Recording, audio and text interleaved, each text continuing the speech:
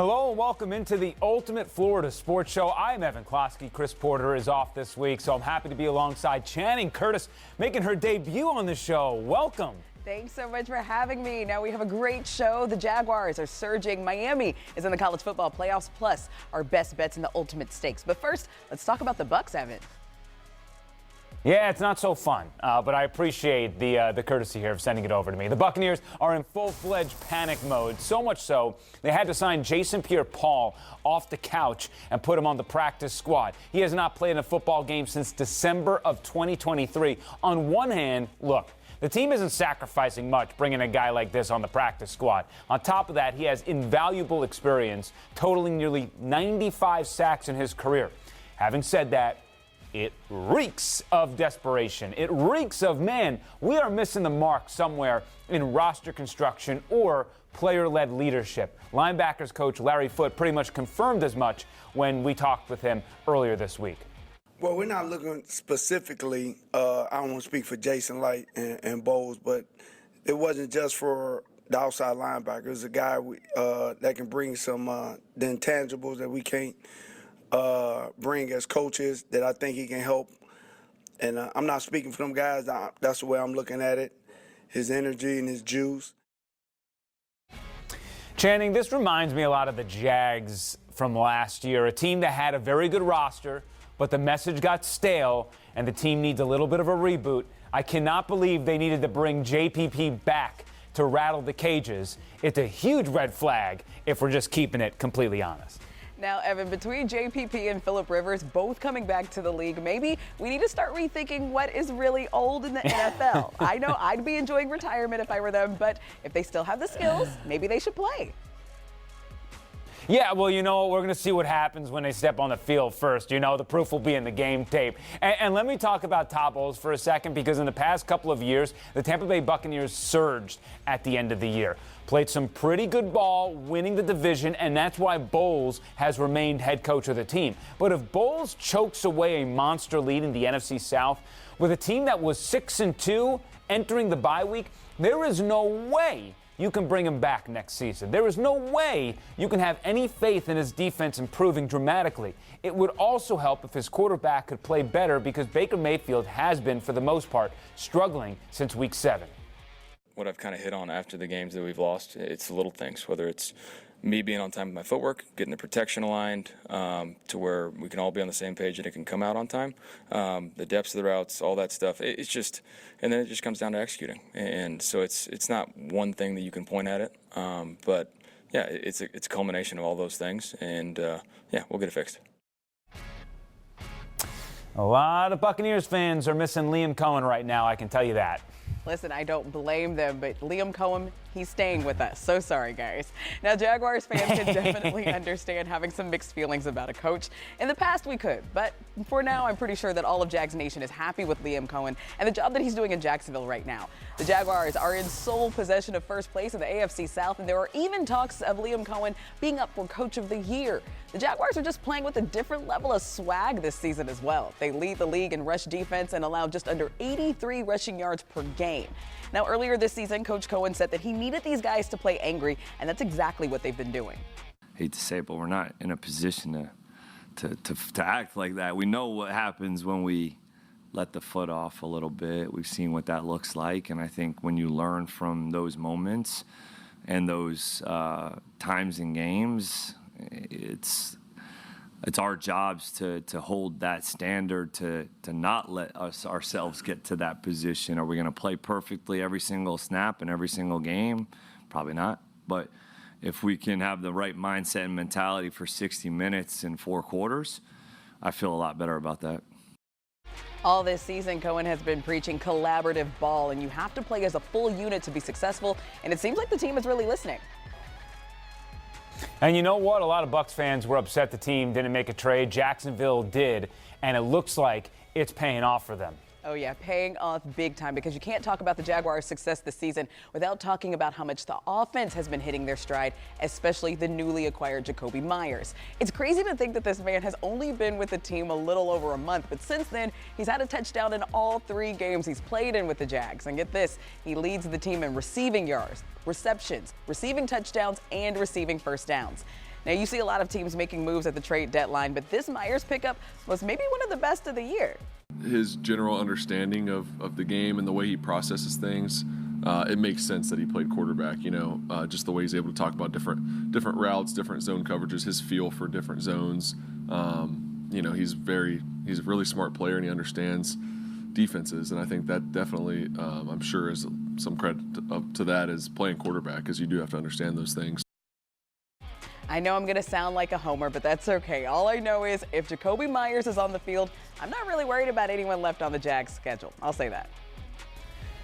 You can be a homer when the boys are rattling off a ton of wins. Look, they're surging at the right time, and the AFC is wide open. As for the Miami Dolphins, I guess all they had to do was fire their GM. The team has won 5 of its last 6 games, and the one loss was on Thursday night where, some wonky things happened against the Ravens. What has impressed me the most about Mike McDaniel is how he's kind of reinvented this offense during the middle of the season. The rushing attack is incredible from a personnel and a scheme perspective. Tua ain't really doing that much out there. This is a guy who has thrown for less than 175 yards in his last 4 games, has 3 touchdowns to 3 interceptions in the same time period. So they've taken the ball out of his hands and into the hands of their great running back, led by Devon Achane.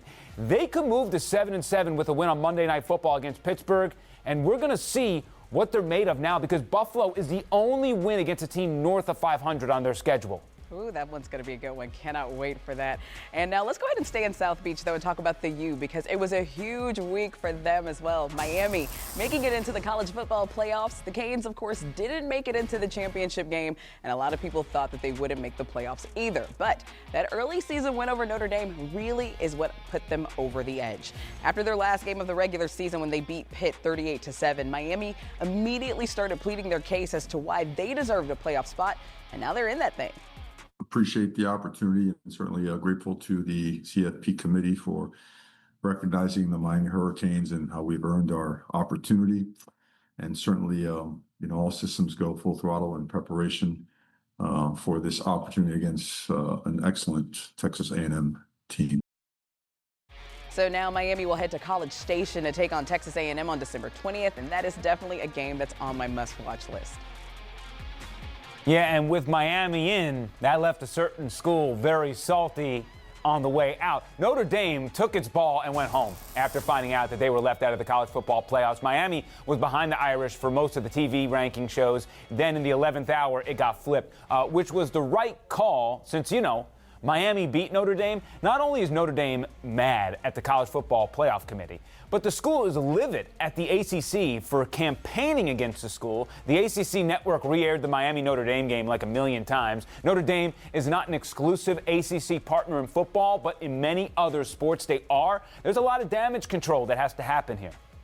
And it just kind of puzzled us that a conference that's home to over 600 of our student athletes walking around this campus today, I guess, chose to go down that road. I guess intellectually I understand it, but I certainly don't agree with it.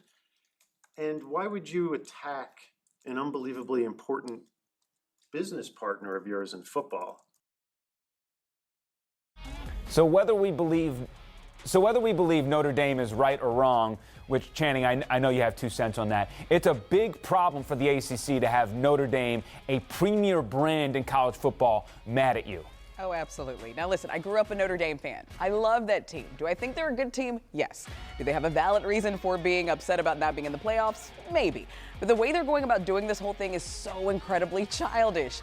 The Notre Dame athletic director just getting up there and acting like their schedule was so much tougher than Miami's is kind of wild, because the Irish lost their first 2 games to ranked opponents in Miami and Texas A&M, and then they had a slew of easy games really until they got to USC in October and Pitt in November. So I'm not saying that Miami had a tougher schedule necessarily, but maybe the argument should be more of, hey, we've improved since that loss to Miami, not that Miami isn't deserving of being in the playoffs. So Notre Dame, if you're going to be mad about how things played out, maybe fully commit to a conference.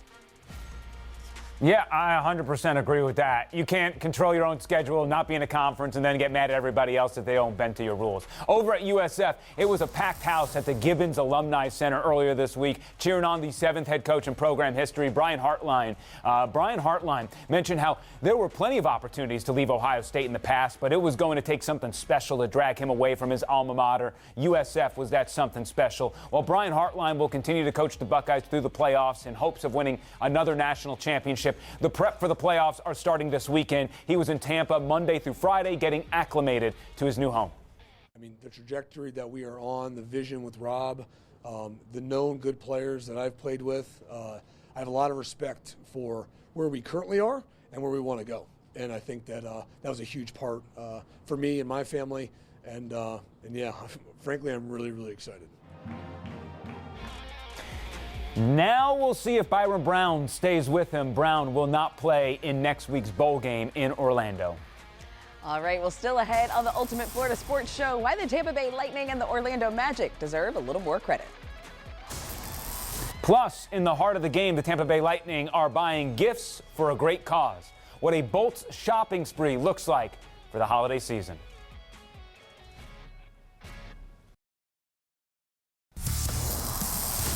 Time now for the Ultimate Rush. This is where we dig into some more topics affecting the Sunshine State and beyond.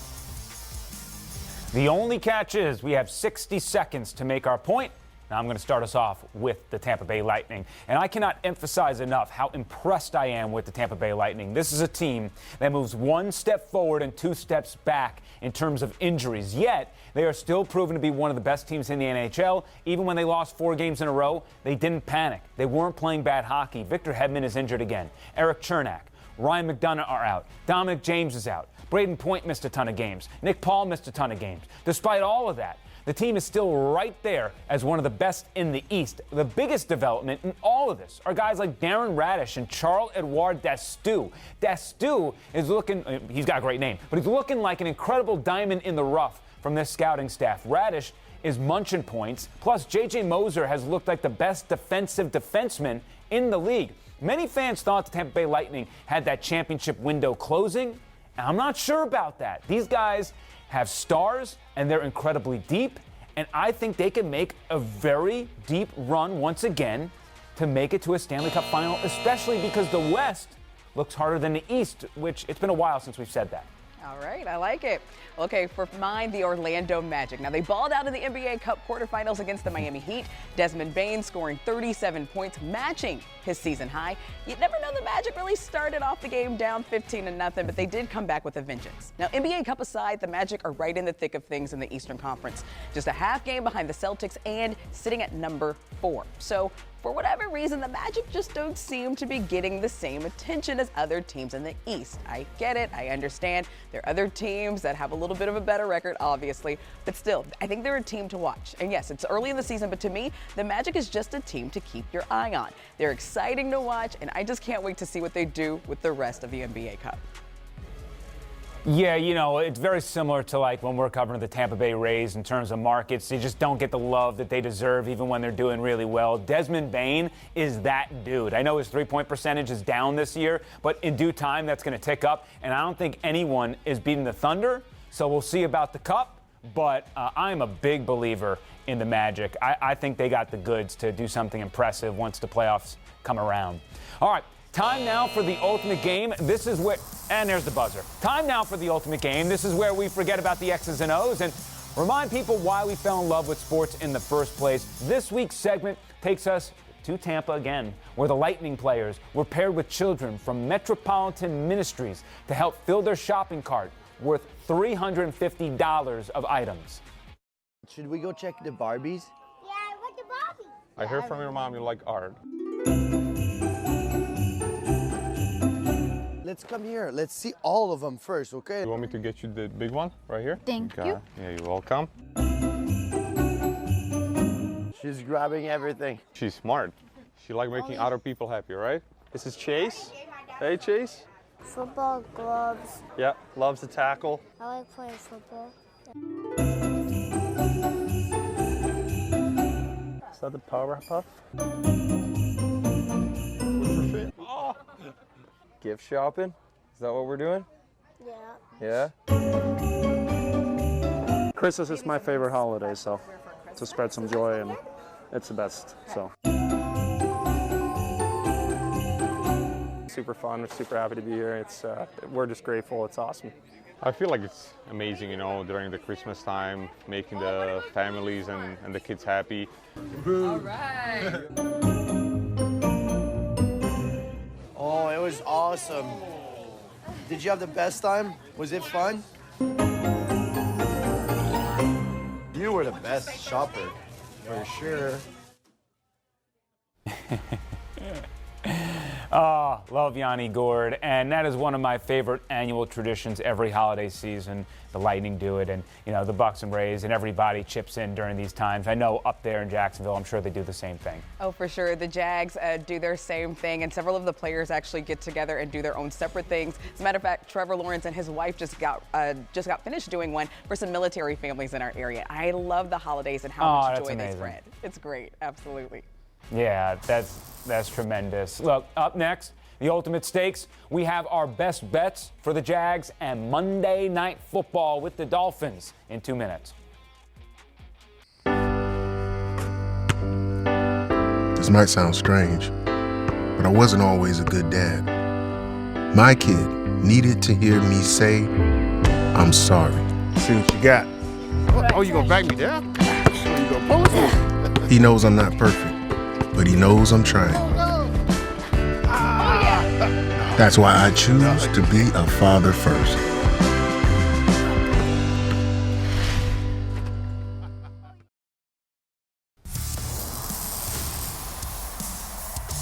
We are back for our Ultimate Stakes segment. This is where we take a look at the odds via the Hard Rock betting app and give you our thoughts on teams or games. It all depends on the week. So just a reminder, this is for entertainment purposes only. Don't come after us. All right, folks, we're looking at Sunday's Jaguars versus Jets game, and the line is coming in hot on the spread. The Jags are giving 13 points. Now, it's a big lean towards Jacksonville, and I understand this, but the Jags are rolling 9-4, hot streak, playing at home, and the Jets just don't seem to have the power to stop them, at least not from anything that I've seen from them so far this season. I'm definitely taking the Jags on this one. They have the momentum, they have the roster, and they're playing on their home turf. Seems like a safe bet. Yeah, based on what Miami just did against New York in the rushing game, I don't blame you for sticking with the Jags. As a guy who grew up a Jets fan, it's never pretty. As for the Dolphins, the team is a 3-point underdog against the Steelers on Monday Night Football. TJ Watt now has a lung issue, and that would be a huge loss for the Steelers. I've been down on this Miami team for a while. The strength of schedule stinks, but their tape does not lie, and they are getting better. Typically, Mike Tomlin is someone who can stop the run, but it's hard not to like an A-Shane touchdown. Also, give me Darren Waller over 2.5 receptions. The Steelers give up an average of 6 catches to the position and 63 yards. I got Miami in an upset, actually. I think they can pull it off. I like that one, Evan. All right, well, as for the last word, we talked a little bit about college football, but I still have more to say, why the sport has some serious issues to figure out.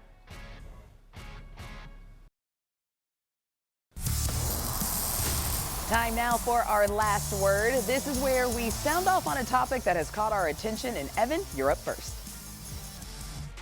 Appreciate that. The NFL is stealing money from its players. This was a celebration from Baker Mayfield and Bucky Irving during the Cardinals game. It resembled a gesture that the league banned in the offseason, whatever. But this is all absolutely ridiculous. The amount of fines these players rack up throughout the course of a season, crazy.